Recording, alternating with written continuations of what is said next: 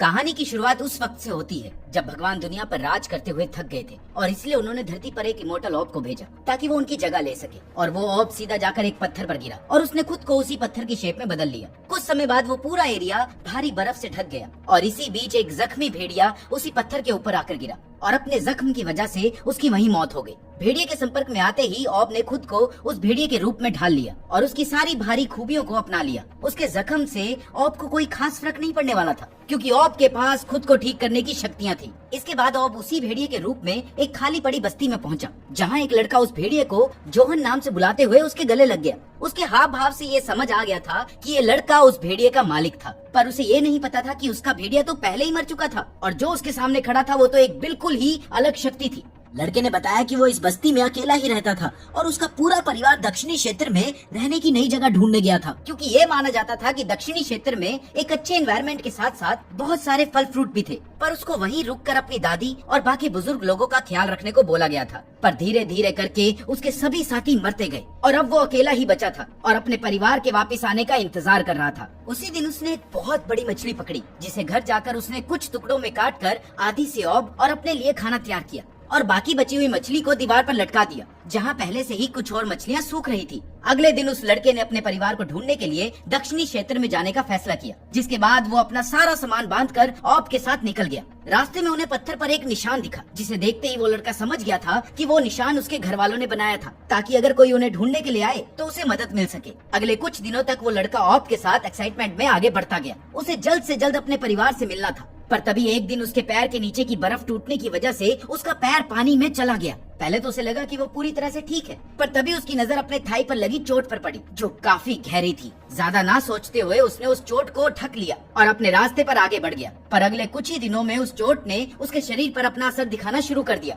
और उसकी हालत धीरे धीरे खराब होती गई। फिर एक दिन रास्ते में उसने देखा कि एक पत्थर पर मार्क के ऊपर क्रॉस का निशान लगा हुआ था, जिसका मतलब था कि उसके परिवार में से कोई भी इसके आगे जिंदा नहीं बचा था। ये देखते ही उस लड़के की आंखों में आंसू आ गए। चोट की वजह से वो पहले ही बहुत कमजोर हो गया था, इसलिए उसने वापस अपने घर जाने का फैसला किया। उसने पूरे रास्ते भेड़िए को अपने साथ रखा। घर पहुंचने तक वो बहुत कमजोर हो गया था और वो शायद बच नहीं पाएगा, पर फिर भी उसने हार नहीं मानी। लेकिन कुछ दिनों के बाद वो लड़का समझ गया था कि वो अब नहीं बचने वाला, इसलिए वो खुद को घसीटकर अपनी मनपसंद कुर्सी पर बैठ गया और अपने परिवार के सदस्यों की तस्वीरों को देखने लग गया जो उसने ही बनाई थी। और कुछ देर बाद उसने भी दम तोड़ दिया। लड़के के मरने के बाद ऑब ने खुद को उसके रूप में बदल लिया, जिसके बाद वो दुनिया घूमने और दुनिया को अच्छे से जानने के लिए निकल गया। अपने पूरे रास्ते में खाना नाम की भी कोई चीज होती है उसे इसके बारे में कुछ पता ही नहीं था, इसलिए वो बार बार भूख की वजह से मर जाता था। पर उसके लिए ये कोई प्रॉब्लम नहीं थी क्योंकि वो अपनी शक्तियों से फिर से जिंदा हो सकता था, जिसके लिए उसे शुरुआत में 12 दिन लगते थे। पर धीरे धीरे वो यही चीज कुछ घंटों में करने लग गया था। कई दिनों तक ऐसे ही चलते चलते वो अब बर्फीली जगहों को छोड़कर घने जंगलों में पहुंच गया था। पर तभी एक बहुत बड़े भालू ने पीछे से आकर उस पर हमला कर दिया और उसे मार दिया।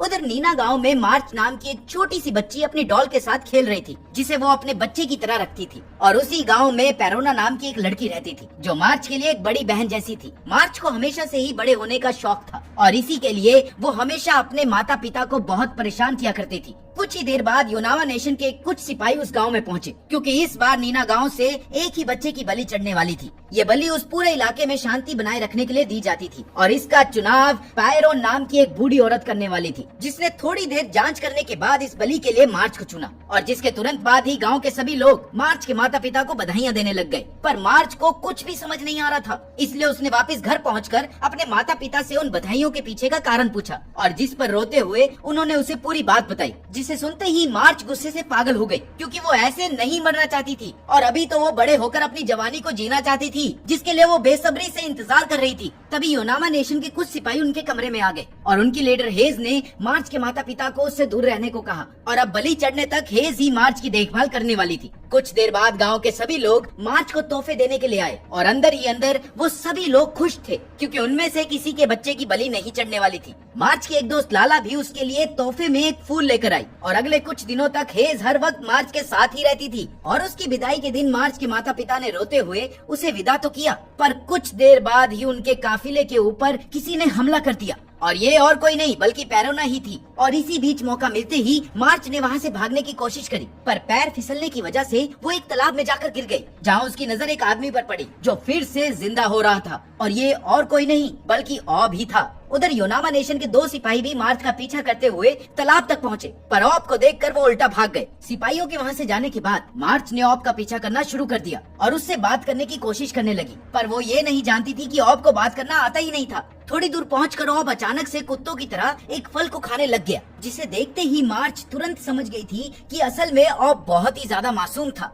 जिसके बाद वो एक पेड़ के पास पहुंचे, जहां काफी सारे पके हुए फल लगे हुए थे, और उन्हें देखते ही मार्च तुरंत एक पेड़ पर चढ़कर एक पका हुआ फल ऑब के लिए लेकर आई, पर ऑब ने उसे हाथ मारकर नीचे गिरा दिया और फिर से उसे कुत्तों की तरह खाने लग गया। ये देखकर मार्च को बहुत गुस्सा आया, पर उसके खाने के तरीके से वो समझ गई थी कि असल में ऑब ने बहुत दिनों से कुछ खाया नहीं था, इसलिए उसने पेड़ पर चढ़कर ऑब की तरफ फल फेंकना शुरू कर दिया। और उसकी भूख को अच्छे से मिटाने के बाद मार्च ने उसे थैंक यू बोलना सिखाया, और इसके लिए उसने उसका मुंह पकड़कर उसे बोलना सिखाया। मार्च ऑब को ठीक उसी तरह सिखा रही थी जैसे कोई माँ अपने बच्चे को सिखाती है। इसके बाद उन दोनों ने एक सुरक्षित जगह ढूंढकर अपनी पूरी रात वहीं पर बिताई। पर रात को सोते हुए मार्च को एक डरावना सपना आया, जहां उसने देखा कि उसके भाग जाने के बाद लाला को उसकी जगह बलि पर चढ़ाया जा रहा था, जिसे देखकर डर के मारे वो जाग गई। अगली सुबह मार्च ने वहाँ से निकलने का फैसला किया और ऑब लगातार उसका पीछा कर रहा था। मार्च ने कई बार उसे अलग अलग फल देकर रोकने की कोशिश करी, पर ऑब हर बार उन फलों को खत्म करके फिर से उसके पीछे आ जाता। इधर हार मारने के बाद मार्च ने ऑब के बारे में जानने का फैसला किया, पर ऑब की तरफ से कोई जवाब नहीं आया, जिसके बाद मार्च ने उसे एक नाम दिया जो था एमो।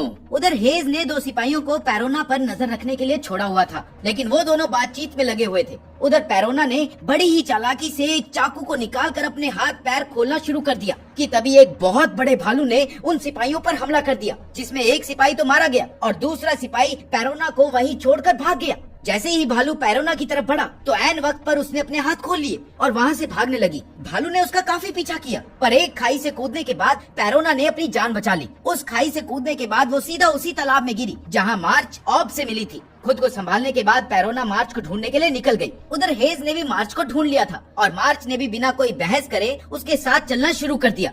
इधर पैरोना मार्च को ढूंढ ही रही थी कि उसकी नजर एमो पर पड़ी और उसने तुरंत ही एमो के पास जाकर मार्च के बारे में पूछा, पर एमो बिना कुछ बोले चुपचाप चलने लग गया। उधर हेज ने मार्च को एक ब्लैक जेली दी और उसके मुताबिक ये स्पेशल जेली सिर्फ चूजन वंस को ही दी जाती थी। उस जेली के बेकार टेस्ट के बावजूद भी मार्च चुपचाप उसे खाती रही। और इसी बीच हेज ने मार्च से एमो के बारे में पूछा, पर वो खुद भी एमो को इतने अच्छे से नहीं जानती थी, इसलिए उसके पास इसका कोई जवाब नहीं था। तभी उस बचे हुए सिपाही ने आकर हेज को उन पर हुए हमले के बारे में बताया, और जैसे ही उसने उस भालू का नाम ओनिगुमा बताया तो वो सभी हैरान हो गए, क्योंकि वो ओनिगुमा को ही अक्सर बलि चढ़ाया करते थे। इधर जेली खत्म करने के बाद मार्च के बेहोश होते ही हेज और उसके साथी मार्च को उठाकर उसकी बलि चढ़ाने के लिए पहुँचे, और जहाँ पर पहुँचकर उन्होंने उसे बांध दिया। कुछ ही मिनटों के बाद वो भालू भी वहाँ पहुँच गया, पर साथ ही पैरोना भी वहाँ पहुँच गई, और भालू को मार्च के इतने पास देखकर वो तुरंत उसे बचाने के लिए आगे बढ़ी। सिपाही उसे रोकना चाहते थे, पर हेज ने उन्हें ये कहते हुए रोक दिया कि ओनिगुमा एक बार में 2 लोगों को आराम से खा सकता है।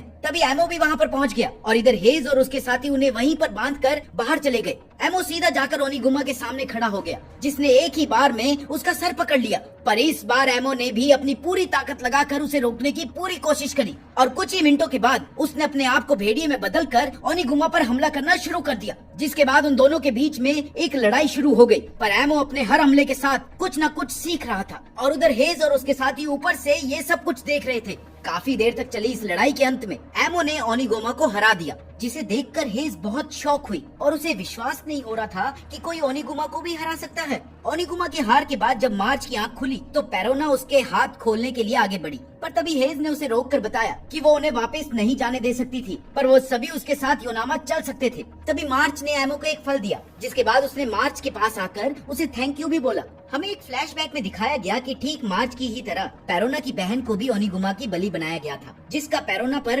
काफी बुरा प्रभाव पड़ा था, और तब से ही उसने कसम खा ली थी कि वो किसी और को ऐसे बर्बाद नहीं होने देगी। योनामा के रास्ते में शमन भी मार्च और पैरोना के साथ बैठी हुई थी, जहाँ उसने बताया कि असल में वो कोई पढ़ी लिखी शमन नहीं थी, बल्कि एक क्रिमिनल थी, जिसे योनामा के लोग अपने फायदे के लिए इस्तेमाल कर रहे थे। असल में योनामा को नीना गांव के पैसों में दिलचस्पी थी, और इसीलिए वो लोग सभी पूजाओं का हिस्सा बनते थे, जिसके बदले में नीना गांव उन्हें सभी सप्लाईज भेजते थे, और इसीलिए वो लोग इस प्रथा को रोकना नहीं चाहते थे। कुछ ही देर बाद वो लोग योनावा पहुंच गए, जहां हेज ने उन्हें बताया कि वो लोग अपनी पसंद का कुछ भी खरीद सकते थे और इसका सारा खर्चा योनावा की सरकार उठाने वाली थी। तभी मार्च की नजर मार्केट में एक लेटर वाले पर पड़ी और वो तुरंत उसके पास पहुंच गई, क्योंकि वो अपने माता पिता को एक लेटर भेजना चाहती थी। लेकिन वो ऐसा नहीं कर सकती थी, क्योंकि उसे अपने माता पिता का एड्रेस ठीक से पता ही नहीं था।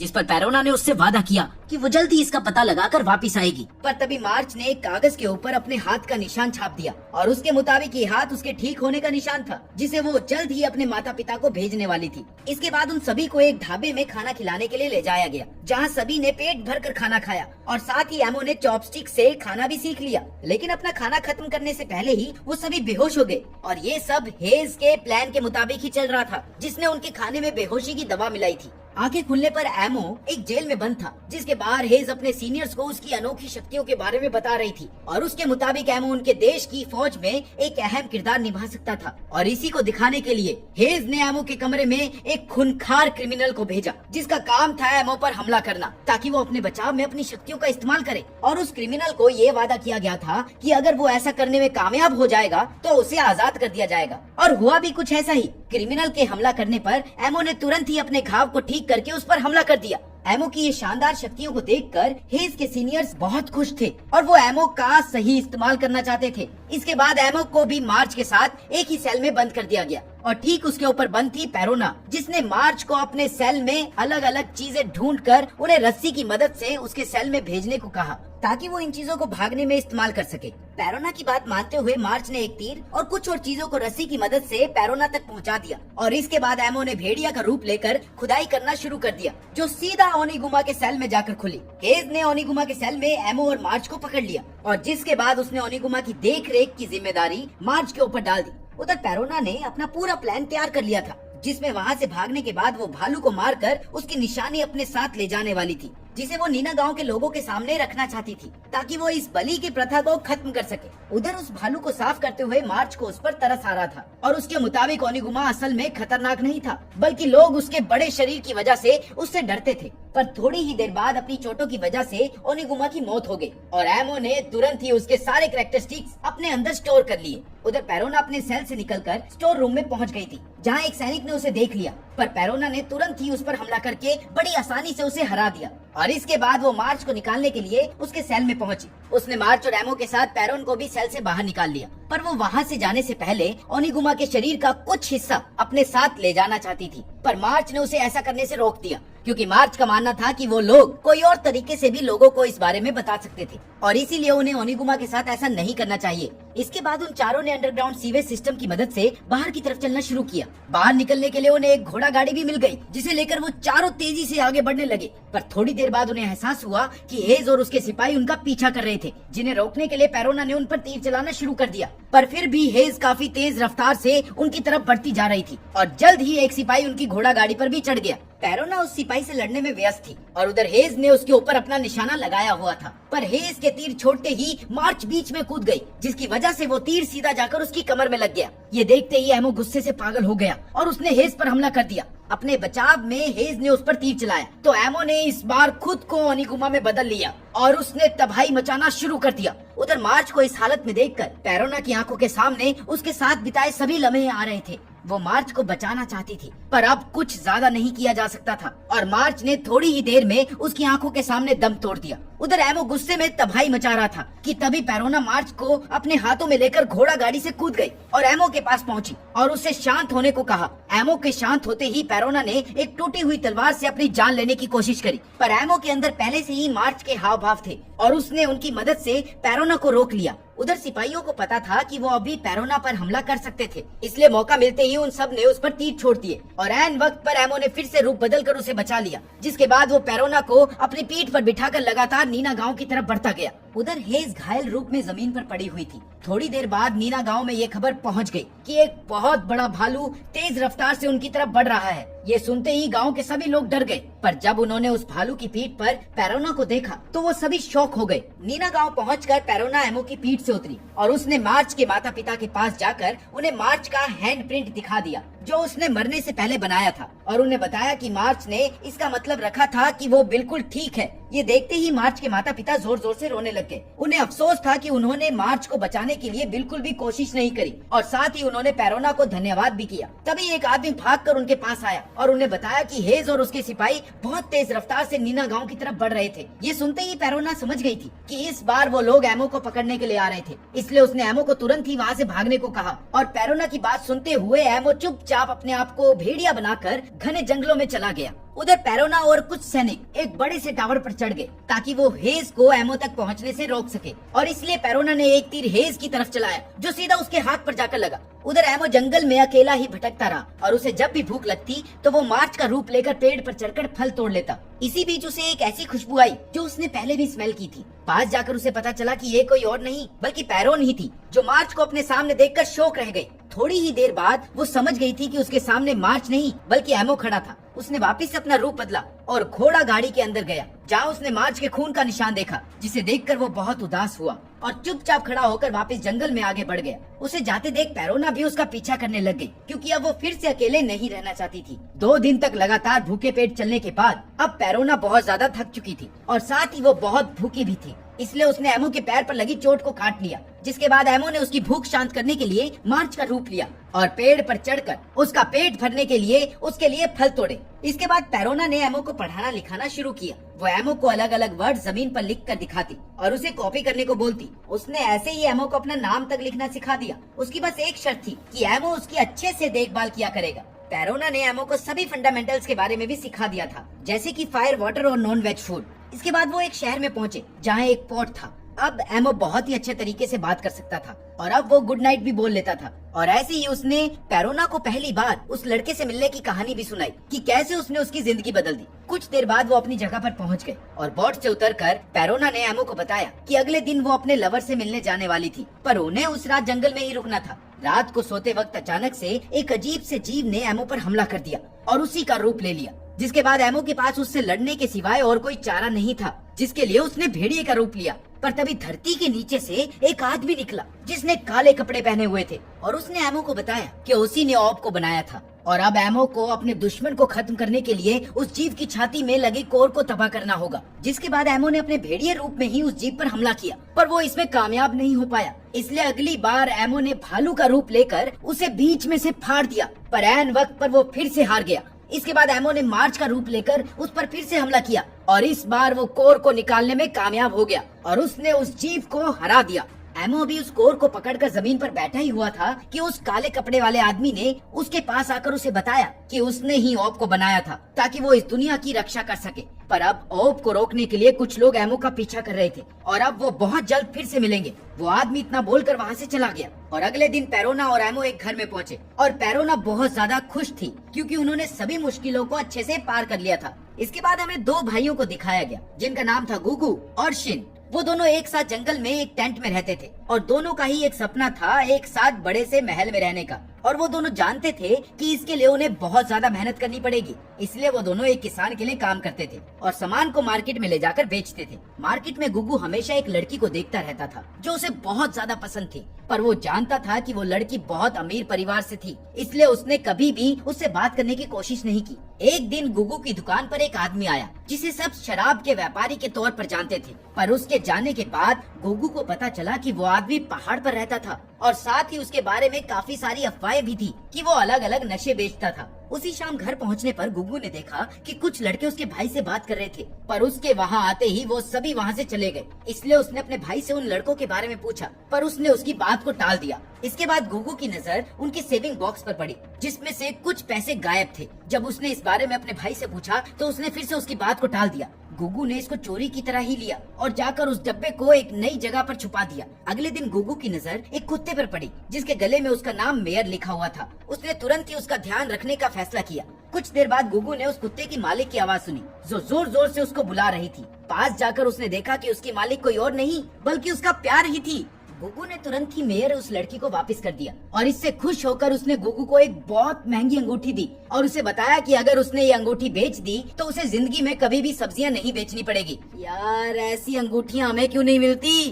गुगू इसके बाद बहुत खुश था, पर जल्द ही उसकी खुशियां खत्म होने वाली थी। घर पहुंचकर उसने देखा कि उसका भाई उसके सारे पैसे लेकर भाग गया था और बदले में उसने एक लेटर छोड़ी थी जिसमें लिखा था कि वो ज्यादा पैसे कमाने के लिए कहीं दूर जा रहा था। गुगू जानता था कि ये सब झूठ था, इसलिए गुगू अगले कुछ दिनों तक बहुत ज्यादा उदास रहा। उसका किसी भी चीज में मन नहीं लगता था। एक दिन ऐसे ही अकेले टहलते हुए गुगू की नजर एक लकड़ी के बहुत बड़े लट्ठे के ऊपर पड़ी जो उसके सर के ऊपर से उड़ता हुआ उसके पास गिरा। उस लकड़ी का मालिक उसे अकेले नहीं उठा सकता था, इसलिए वो मदद ढूंढने के लिए चला गया, पर उसके पीछे से वो लकड़ी का लट्ठा नीचे की तरफ जाने लग गया और गुगू की नजर नीचे पड़े अपने प्यार पर पड़ी, जिसे बचाने के लिए वो पूरी रफ्तार से भागा और सही समय रहते ही उसे धक्का देकर बचा लिया। पर इस बीच उसकी किस्मत